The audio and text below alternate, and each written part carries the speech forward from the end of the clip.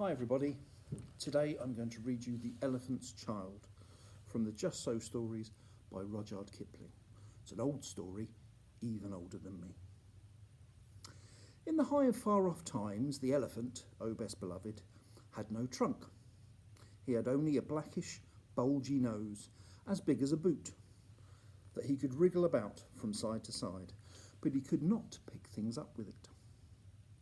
But there was one elephant, a new elephant, an elephant's child, who was full of satiable curiosity. And that means he asked ever so many questions. And he lived in Africa, and he filled all Africa with his satiable curiosities. He asked his tall aunt, the ostrich, why her tail feathers grew just so. And his tall aunt, the ostrich, spanked him with her hard, hard claw. He asked his broad aunt, the hippopotamus, why her eyes were red, and his broad aunt, the hippopotamus, spanked him with her broad, broad hoof. And he asked his hairy uncle, the baboon, why melons tasted just so, and his hairy uncle, the baboon, spanked him with his hairy, hairy paw. And still he was full of satiable curiosity. He asked questions about everything he saw, or heard, or felt, or smelt, or touched, and all his uncles and all his aunts spanked him. And still he was full of satiable curiosity. One fine morning, in the middle of the procession of the equinoxes, this satiable elephant's child asked a new fine question that he had never asked before. He asked, "What does a crocodile have for dinner?" Then everybody said, "Shh," in a loud and dreadful tone, and they spanked him immediately and directly, without stopping, for a long time. By and by, when it was finished, he came upon the kolokolo bird, sitting in the middle of the wait a bit thorn bush, and he said, "My father has spanked me, and my mother has spanked me. All my aunts and uncles have spanked me for my satiable curiosity, and I still want to know what the crocodile has for dinner." Then the kolokolo bird said in a mournful cry, "Go to the banks of the great grey-green, greasy Limpopo River, all set about with fever trees, and find out." The very next morning, when there was nothing left of the equinoxes, because the procession had proceeded according to precedent, the satiable elephant's child took 100 pounds of bananas, the little short red kind, and 100 pounds of sugar cane, the long purpley kind, and 17 melons, the greeny crackly kind, and said to all his dear families, "Goodbye. I am going to the great grey-green, greasy Limpopo River, all set about with fever trees, to find out what the crocodile has for dinner." And they all spanked him once more for luck, though he asked them most politely to stop. Then they went away, a little warm, but not at all astonished, eating melons and throwing the rind about, because he could not pick it up. He went from Grahamstown to Kimberley, and from Kimberley to Khama's country, and from Khama's country he went east by north, eating melons all the time, till at last he came to the banks of the great grey-green, greasy Limpopo River, all set about with fever trees, precisely as kolokolo bird had said. Now you must know and understand, O best beloved, that till this very week, this day, this hour, and this minute, this satiable elephant's child had never seen a crocodile, and did not know what one was like. It was all his satiable curiosity. The first thing he found was a bi-coloured python, rock snake, curled around a rock. "Excuse me," the elephant's child said most politely, "but have you seen such a thing as a crocodile in these promiscuous parts?" "I have seen a crocodile," said the bi-coloured python rock snake in a voice of dreadful scorn. "What will you ask me next?" "Excuse me," said the elephant's child, "but could you kindly tell me what he has for dinner?" Then the bicoloured python rock snake uncoiled himself very quickly from the rock and spanked the elephant's child with his scalesome, flailsome tail. That's odd, said the elephant's child, because my mother, my father, and my uncle and my aunt, not to mention my other aunt, the hippopotamus, and my other uncle, the baboon, have all spanked me for my satiable curiosity. And I suppose this is the same. So he said goodbye very politely to the bicoloured python rock snake and helped to coil him up on the rock again, and went on, a little warm, but not at all astonished, eating melons and throwing the rind about, because he could not pick it up, till he trod on what he thought was a log of wood at the very edge of the great grey-green, greasy Limpopo River, all set about with fever trees. It was really the crocodile, O best beloved, and the crocodile winked one eye like this. "Excuse me," said the elephant's child most politely, but do you happen to have seen a crocodile in these promiscuous parts?" Then the crocodile winked the other eye and lifted half his tail out of the mud. The elephant's child stepped back most politely because he did not wish to be spanked again. "Come hither, little one," said the crocodile. "Why do you ask such things?" "Excuse me," said the elephant's child most politely, "but my father has spanked me, my mother has spanked me, not to mention my tall aunt, the ostrich, and my tall uncle, the giraffe, who can kick ever so hard, and his broad aunt, the hippopotamus, and my hairy uncle, the baboon, and including the bicoloured python rock snake with the scalesome, flailsome tail just up the bank, who spanks harder than any of them. And so, if it's quite the same to you, I don't want to be spanked any more." "Come hither, little one," said the crocodile, "for I am the crocodile." And he wept crocodile tears to show it was quite true. Then the elephant's child grew all breathless and panted and kneeled down on the bank and said, "You are the very person I've been looking for all these long days. Will you please tell me what you have for dinner?" "Come hither, little one," said the crocodile, "and I'll whisper."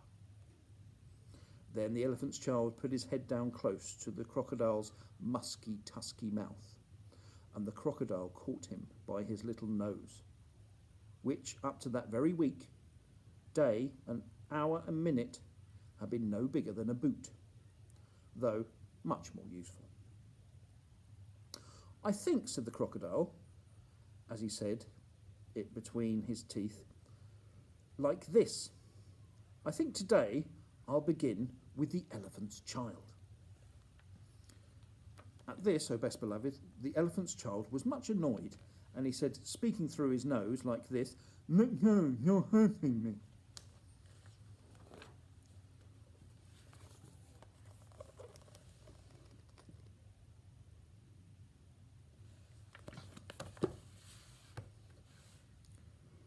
Then the bicoloured python rock snake scuffled down from the bank and said, "My young friend, if you do know now, immediately and instantly, pull as hard as you ever can.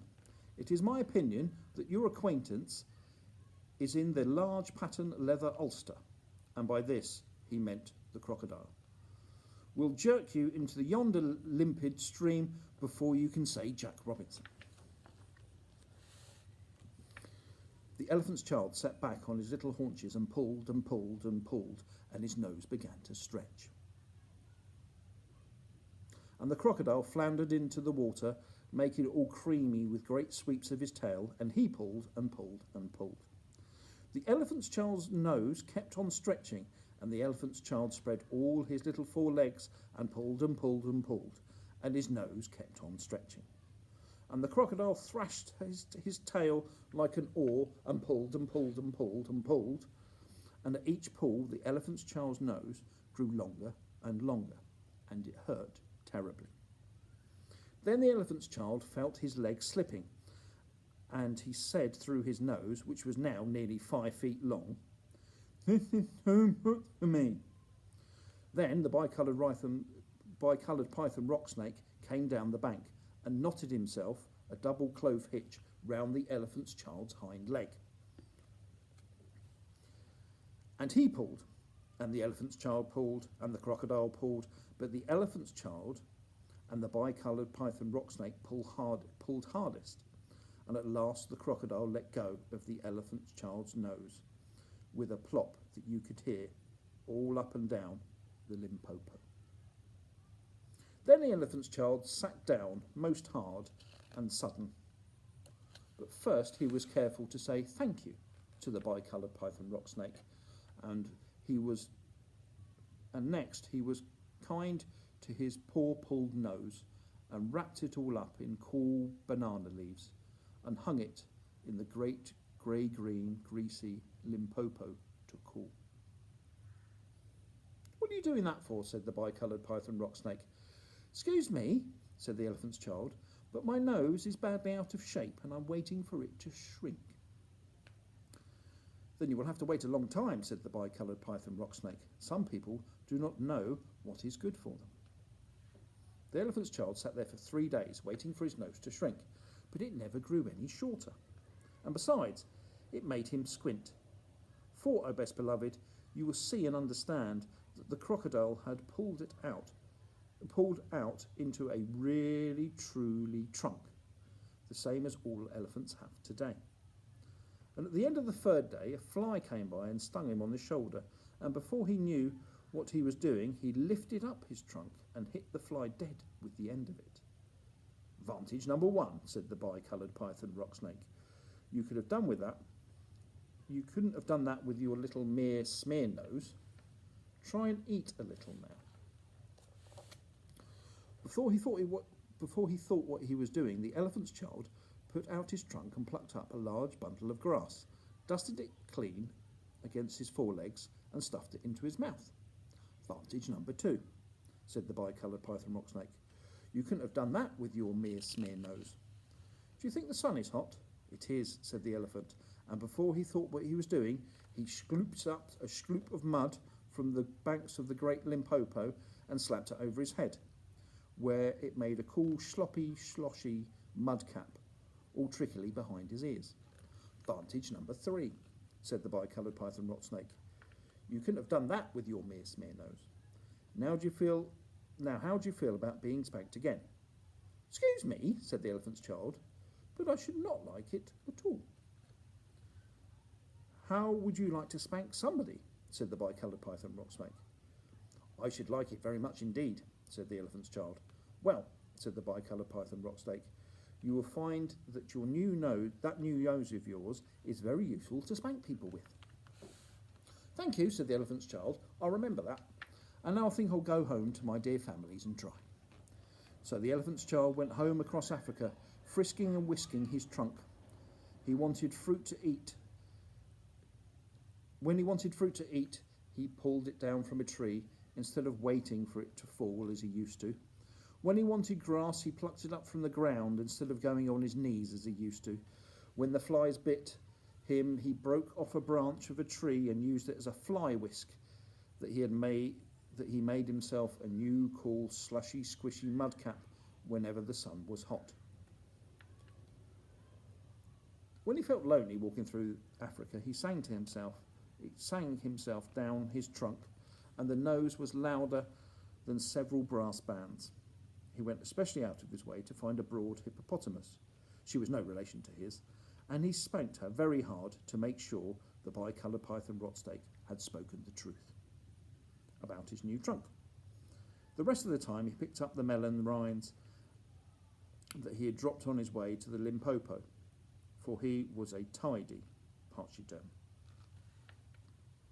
One evening he came back to his dear families and coiled up his trunk. "How do you do?" They were glad to see him and said, "Come here and be spanked for your satiable curiosity." "Pooh," said the elephant's child. "I don't think you peoples know anything about spanking, but I do, and I'll show you." Then he uncurled his trunk and knocked 2 of his dear brothers head over heels. "Oh, bananas," they said. "Where did you learn that trick? And what have you done to your nose?" "I got a new one from the crocodile on the banks of the great grey-green, greasy Limpopo River," said the elephant's child. "Looks very ugly," said his hairy uncle, the baboon. "It does," said the elephant's child, "but it's very useful. and he picked up his hairy uncle the baboon by one leg and hove him into a hornet's nest. Then that bad-tempered elephant's child spanked all his dear families for a long time. He pulled out his tall ostrich aunt's feathers, and he caught his tall uncle, the giraffe, and dragged him down through the thorn bush, and he shouted at his aunt, the hippopotamus, and blew bubbles in her ear when she was sleeping in the water. At last, his dear families went off one by one to the banks of the great Limpopo River to borrow new noses from the crocodile. When they came back, nobody spanked anybody anymore. And ever since that day, all the elephants' trunks have been precisely like the trunk of the satiable elephant's child. That's it. Hope you enjoyed it.